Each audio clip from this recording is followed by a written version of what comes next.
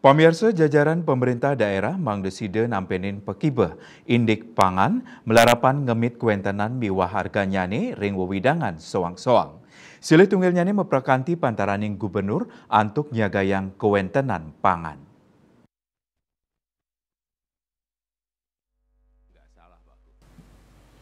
Presiden RI Joko Widodo di tatkala mungkah rapat kerja nasional Asosiasi Pemerintah Provinsi Seluruh Indonesia Rakernas APPSI ring Balikpapan Kalimantan Timur kaketus saking kantor berita antara tanggal 3 Februari sanelintang ngulengang mangdane makesami jajaran pemerintah si dewaspada tur nyelahin kuentenan pangan ring Indonesia ya diastun rauh mangkin kacinayang memargi normal.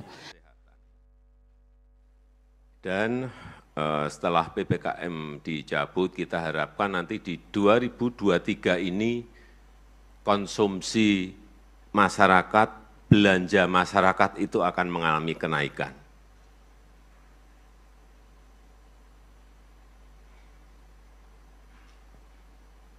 Yang itu akan memunculkan pertumbuhan ekonomi yang lebih baik. Kewajiban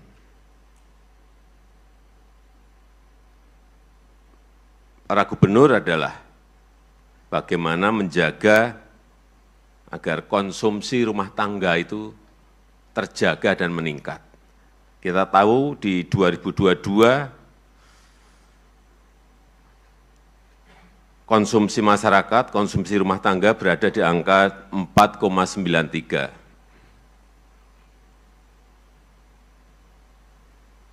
Dan kita harapkan di 2024 nanti bisa muncul angka 5,4%. Kalau ini terjadi, pertumbuhan ekonomi otomatis akan juga ikut naik.